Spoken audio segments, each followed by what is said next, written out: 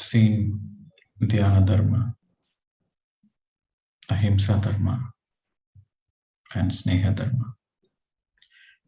Today we go to the fourth one, which is Karuna Dharma. Karuna means compassion. To help somebody who is in emergency, who is in need. That is your duty. What you can afford to do when somebody is in need and emergency. You have to always do it. To be Karuna simply means to be considerate to others. You are very considerate. You are accommodating to others. You consider others' viewpoint.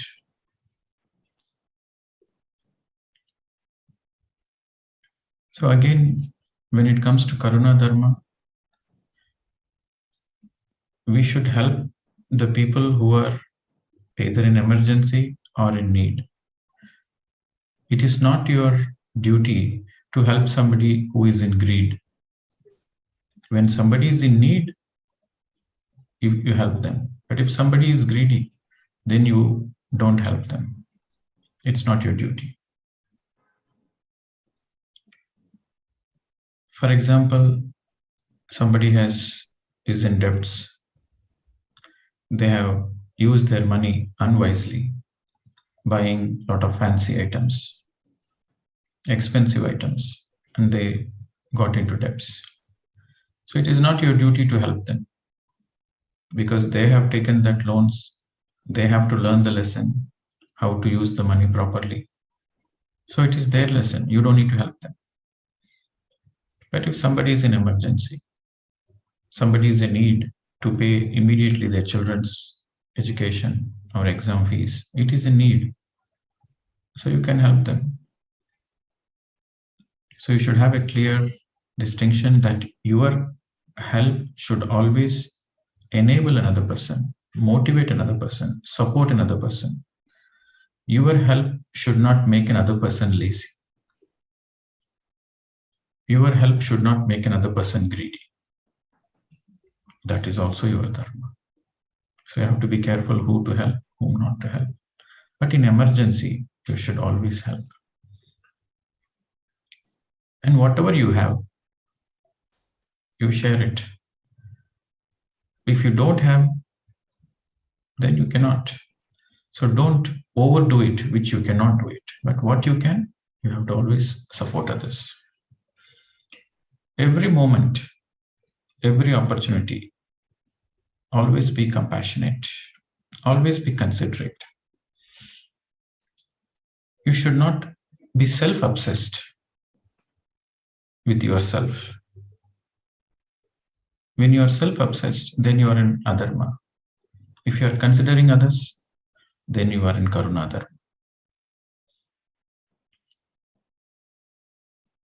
A classic example in Mahabharata is when Bhishma was laid down with arrows by Arjuna. He cannot even move his body. His body is full of arrows. So at that time, Dharmaraja goes to him. And even though Bhishma was in pain, full of arrows, so Bhishma spoke about Rajaniti to Dharmaraja. Even though he is in pain, he shared whatever he has to share because he is compassionate. He is compassionate to help Dharmaraja for the right cause. Even Jesus Christ, who was getting crucified, even at the time of crucifixion, he was very compassionate. So he prayed, "Oh Lord, please forgive them. They don't know what they are doing." So he was very compassionate. So compassion, you should always learn from Jesus Christ. Even at the time of crucifixion, he was compassionate to the very person who is crucifying. So this is Karuna Dharma. So now the next is Shanti Dharma. Shanti means peace. Now, when it is Shanti Dharma, you have to refer to your mind. Your mind has to be in peace all the time. Unless you are peaceful, you cannot understand what to do, what not to do. Only a person who is really peaceful, relaxed, he can do his best. In any situation, to take very important decisions, the mind has to be in peace. So it is our duty to be in peace. It is our dharma to keep the mind to be in peace. If you are not peaceful, you cannot understand what is dharma. What to do, what not to do. You cannot understand. At any given point, you cannot understand what to do, what not to do. If you cannot understand, then you cannot take action. So, Shanti Dharma is very, very essential for the execution of Dharma. Every moment, you have to practice this peace. You have to tell yourself, okay, cool. You have to be cool, babies. All the time, in any given situation, whatever happens, tell yourself, it's okay. It's okay, fine. I'm going to be cool. If somebody scolds you, if somebody is angry at you, somebody scolds you, don't react. When it comes to Shanti Dharma, that means there should be no reaction. You should respond to the situation. Any given situation, you should never react. You should respond. If you are not reacting and responding, then you will be able to do the right thing. A great example is Gurjeev. When Gurjeev was around 11 years old, his father was on the deathbed. So before his father vacated the body, his father wants to give one advice to Gurjeev, which will help Gurjeev to become enlightened. So Gurjeev's father called him before he vacated the body. He called him and said, I'm leaving you too early. I'm leaving you as a small boy. But I want one promise from you. You promise me that in your life, if anybody scolds you, if anybody is behaving bad with you, you don't respond for 24 hours. Whatever you want to do, you have to do only after 24 hours. So this is the promise. He got it. So that means he was saying, don't react immediately. For 24 hours, you have to be cool. You have to be in Shanti. And whatever the reaction you do after 24 hours, that means by the time the anger is no more there, you are already in Shanti. So then you respond to the situation. So this is the great advice Gurjeev's father gave, and Gurjeev practiced it all his lifetime. An enlightened person doesn't react. He responds.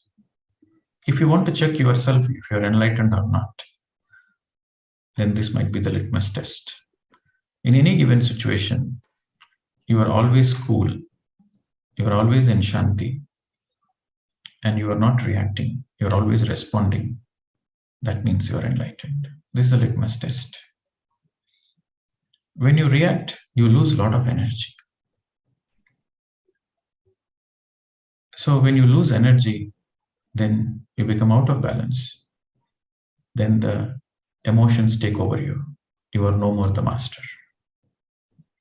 So Shanti Dharma is very, very important Dharma that we have to practice every moment within our family and in our workplace, in the society, everywhere. So then only when you practice peace, Shanti Dharma within you, then that reflects in the society, then that reflects on the planet Earth. Then there will be peace on the planet Earth. So the next is Arrogia Dharma. So when we say about Arrogia, which means health, here the health refers to the holistic health. So we have a duty to take care of our health, Arrogia Dharma. It is our duty, it is our responsibility.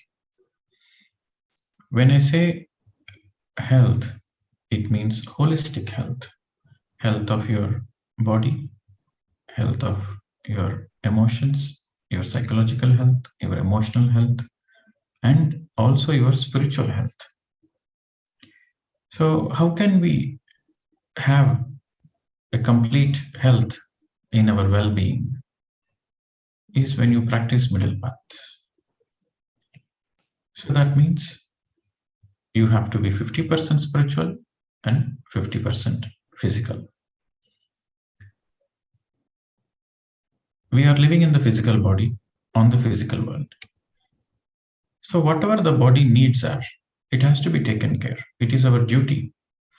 The more enlightened you are, the more sensitive you will be to the body.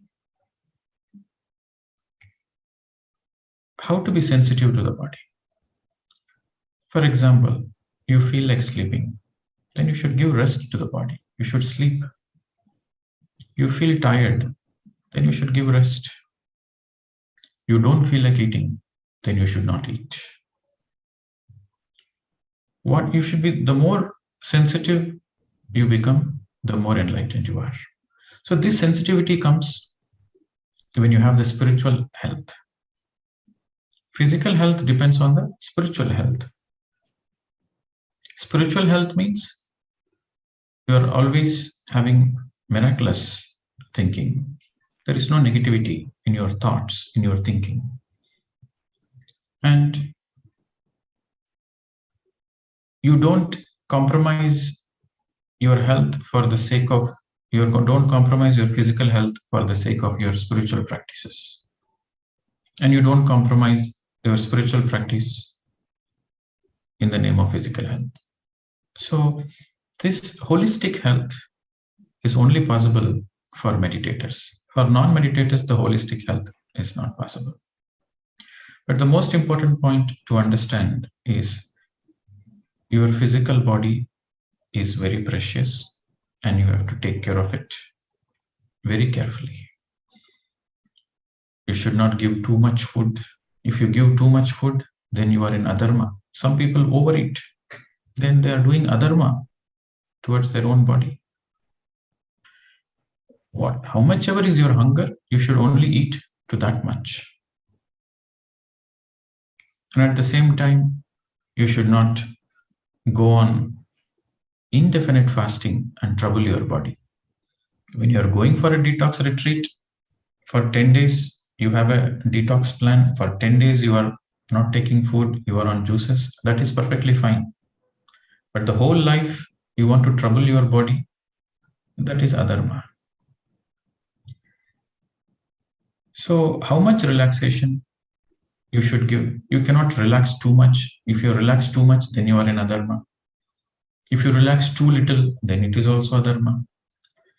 If you sleep too much, then you are in adharma. If you sleep too little, then you are in adharma. If you are overworking, then you are in adharma. And you are lazy and not at all working, you are underworking, then also you are in adharma. So this Arrogia Dharma relates to perfect balance. When you take care of your body, it should be perfect, middle, balanced. How much sleep you want, you give that much sleep. How much hunger you are, you take that much food. How much relaxation you need, you take that much relaxation.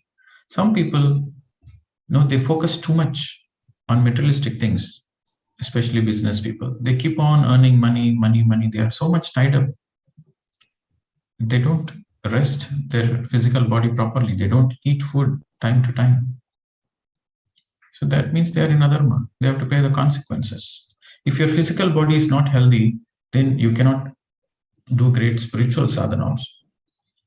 For your spiritual sadhana to reach greater heights, your physical body has to be healthy. Your psychological health, emotional health also should be healthy. And your emotions and your emotional health, your psychological health comes into balance only when you make your life 50% physicality, 50% spirituality. And to take care of your body, see, we are not our bodies, but we live in our bodies. So this, to take care of the body, is in between.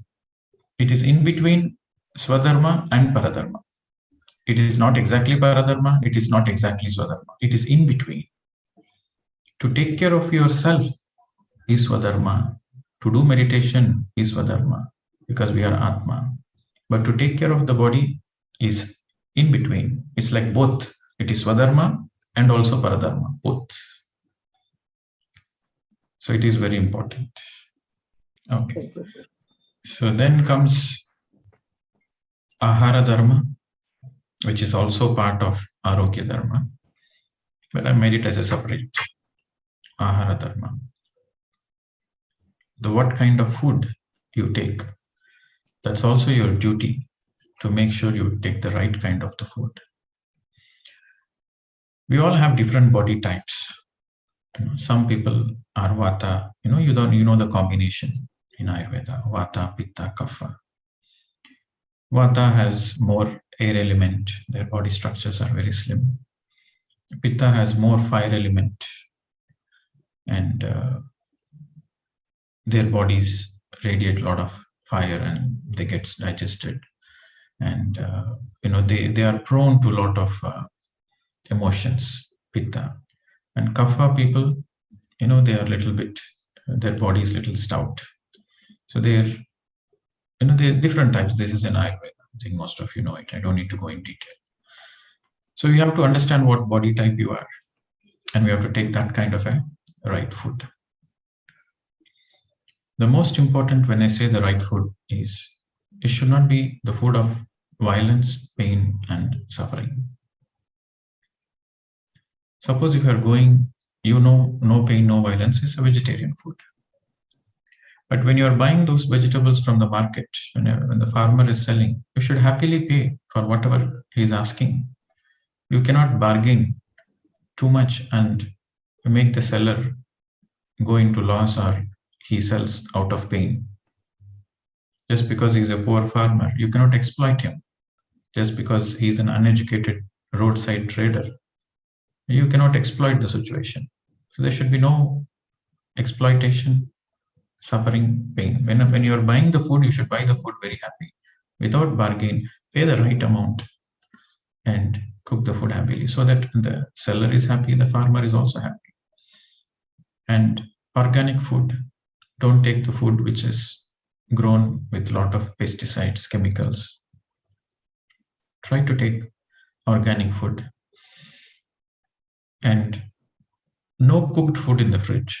This is also very important. If you want to be sensitive and you want to go spiritually to greater heights, then you should make sure that you take care of the food also. Food is very important. Cooked food should never go into the fridge. You can keep vegetables, fruits, milk, all those things. But once the food is cooked, it should be consumed within 3 hours. Then it has the maximum energy. Cooked food should never go into the fridge, and no microwave oven. When you cook the food using microwave oven, the microwave energies are very destructive energies, and it is more harmful to your health. And no garlic. Garlic is a spy.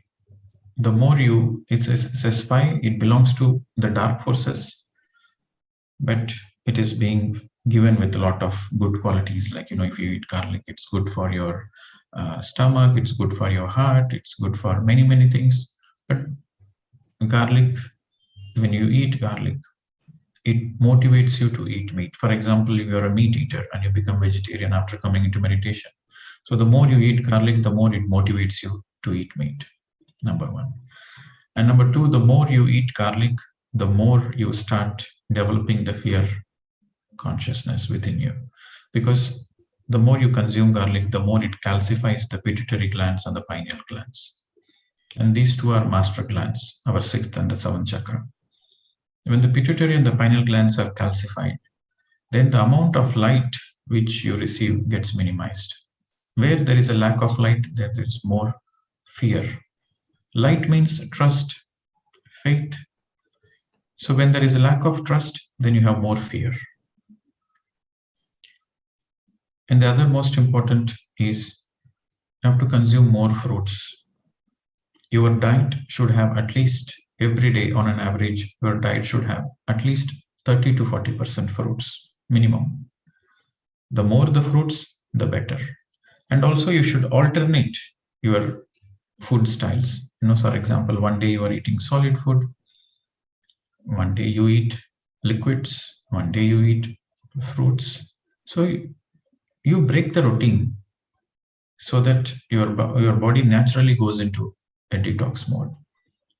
And once in a week, compulsory fasting. One day per week, you do compulsory fasting.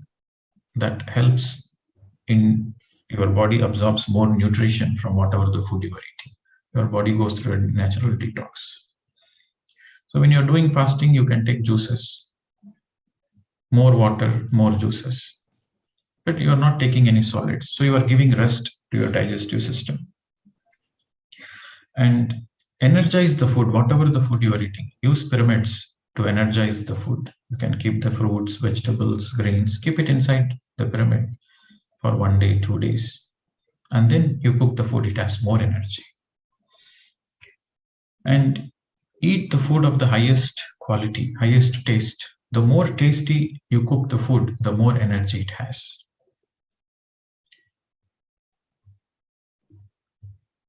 And finally, no alcohol.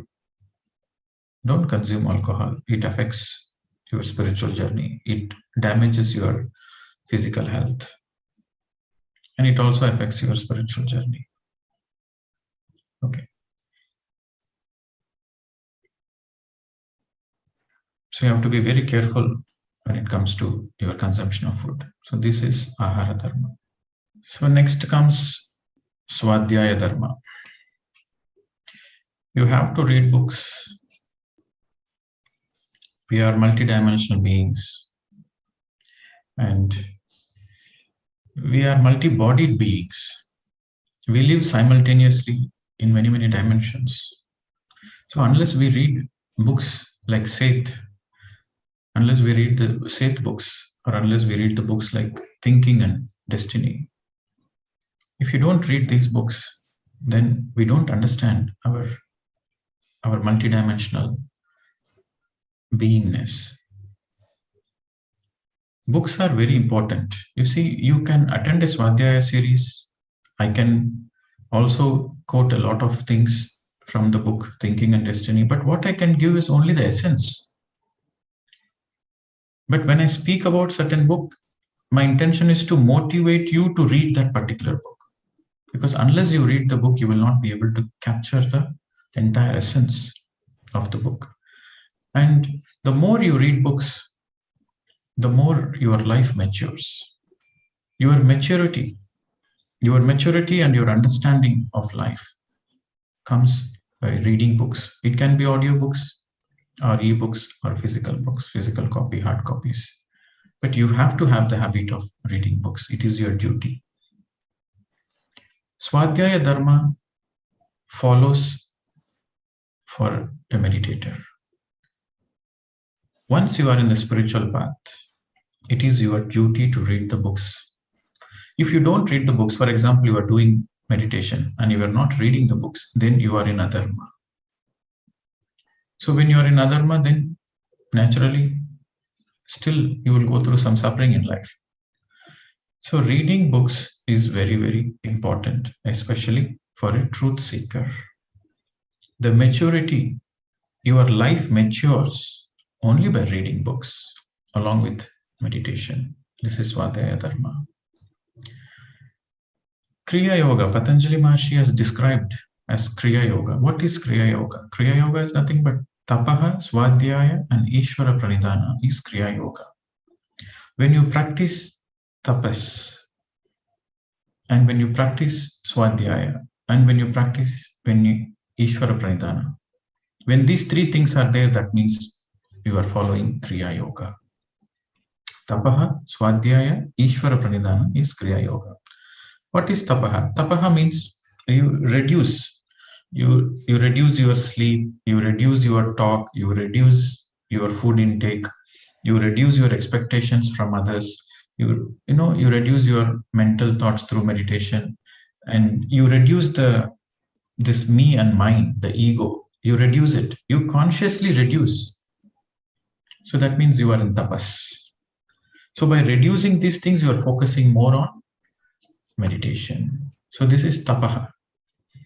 And then Swadhyaya. Swadhyaya means reading books. Ishwara Pranidhana. Ishwara Pranidhana means you see everybody as God. You see the godliness in everybody. Ishwara Pranidhana. You see God in every creature. You see God in every living being. So when you are able to do this, then you are practicing Kriya Yoga. So without Swadhyaya, there is no Kriya. There is no Kriya Yoga. So Swadhyaya is very, very important. So this is Swadhyaya Dharma. You might be listening to others sharing of their reading. There are a lot of Swadhyaya series happening in these days in many online YouTube videos. You might listen and don't get into the illusion that you understood the book. Unless you yourself read the book, you are incomplete in the understanding. So next comes Vinaya Dharma. Vinaya Dharma, Vinaya means humble, to be modest, obedience, humbleness, modesty, obedience. It is called Vinaya. The more you have money, the more you have wealth, the more you are educated, your education, your money, your wealth leads to arrogance for anybody. But your spiritual education leads to humbleness. To be grounded, ground to earth. You are a simple person. You are always ground to earth. That means you are in Vinaya Dharma. That is your duty. For a spiritual person, to be in arrogance is adharma. If you consider yourself to be spiritual, and if you are in arrogance, then you are in adharma. So for a spiritual person, Vinaya Dharma is very important. The more you practice humbleness, simplicity, you are a simple living, and you are ground to earth. You are always ground to earth. Then you are doing your Vinaya Dharma. And the more you do meditation, the more you do Swadhyaya, the more you do Sajjana Sangatya, the more you will be in Vinaya naturally. So practicing the Vinaya Dharma consciously is very important for every spiritual seeker, because this Dharma also refers that you are in oneness consciousness. Because you are one, you see oneness everywhere. You don't see somebody superior to you, you don't see somebody inferior to you. And no matter what you know, you are always in a space of humbleness. You don't compare yourself to another person and feel great about it. If you can do great things, then anybody can do great things. So if you can let go of your arrogance, then you are in Vinaya Dharma. The more you practice Vinaya Dharma, the more greater heights you will reach. You will journey, you will travel in your spiritual path. So this is a Dharma, this is a duty. You have to do it. And when you do your Dharma, then there is progress, then there is development. Every time you hear the word Dharma, then you have to understand that where there is Dharma, there is progress, there is development. If you want progress, if you want development, in your life, then you have to be in dharma. If you are in adharma, then your life is stagnant. When your life is stagnant, then there is suffering. There is no progress in your life. So the final dharma is Dhana Dharma. You have to share whatever the resources you have to always share with others. The sharing is very important. In every major religion, they emphasize on dana. The more you share your resources, the more you become abundant. In fact, the very abundance comes into your life only when you know how to share. This is your duty. Dhana Dharma. There is no choice for you. You have to share. While you are earning money, you not only earn money for yourself and your family, you are earning money for the welfare of others, for the welfare of the society. So you should put aside a percentage of your earning for the welfare of others also, along with yourself, along with your self-welfare, along with your family welfare. You should also put aside a portion of your earnings for the welfare of the society, for the welfare of the others, for the welfare of the well-being of others, humans, animals, environment, anything for the welfare of others. This is your duty. This is everybody's duty. This is Dhana Dharma. For example, you are a music teacher or you know music. So teach music to others. You share whatever you have. If you are a teacher, then teach to the poor students who cannot afford tuition. Whatever you need for your earnings to feed your body, that much money you earn. Rest of the time, you be in service. Always be in service. Service, service, service. You have to dedicate your lifetime to service. The more you dedicate your lifetime to service, the more naturally you are in joy. The real joy comes only in service. Giving whatever you have, tan, man, dhan. Tan means bodily effort, physical bodily effort, like shramadhan. You use your body to serve others. That is tan. Man means your buddhi. You teach meditation to others. You take wisdom sessions. You do counseling. You guide the youth. You guide the children. You guide the people who are in need to understand what is life, what is karma, what is dharma. Whatever you know, you teach. You share your knowledge, your wisdom to another person. That is man. Dhan means money. If you have excess resources, whatever the resources you need, you keep it. The excess resource, you should always share it. So this is Dhana Dharma. Tan, man, dhan. You should always share it with others. Whatever is needed for you, you keep it. The excess, you share it. The more you share, the more you receive. That's when you get into abundance. And when I say Dhana Dharma, there is no choice. Some people think when I have excess money, then only I will do sharing. No.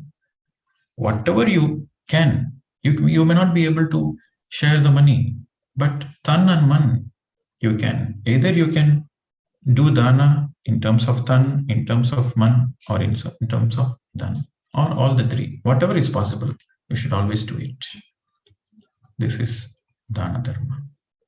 I think we have completed the different types of dharmas, and the very idea that I gave this different dharmas, I spoke about it, is for you to practice it in your everyday life. The more you are practicing it, the more you will be in saubhagya, happiness, wellness, comfort, peace.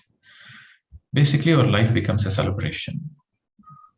So if you can follow these dharmas in your day-to-day life, you are heading towards enlightenment. When I use the word enlightenment, that means you are realizing your true potential. You are radiating your true potential, right? And it's a very important subject. Truth has to be heard again and again and again.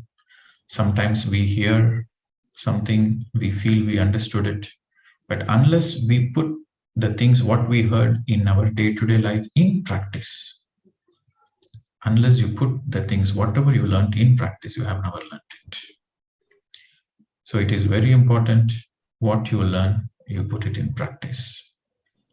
It is very, very important. If you don't put it in practice, then you become a hypocrite. You speak something, but you do something else. That's not the right way. You should be a right example. If you want to be an inspiration to your family members, if you want to be an inspiration to your society, you have to put in practice whatever you learn. When you put in practice, when you live your truth, when you practice your truth, then you become the right example for another person. You become an inspiration by default to all your family members. But you are learning theoretically, but if you are not putting in practice, that is also a dharma. Because seeing you, your family members, your colleagues will demotivated to do meditation. Because this person he's saying he's a meditator, but his thinking is negative. His actions are negative. His words are negative. So what kind of meditation is doing? So it is a great responsibility. As a meditator, we all have to do our dharma. So please put whatever you can put in action, you put in action. And only what you have implemented in your life, that you teach to others. So this is very important of integrating. Thank you very much.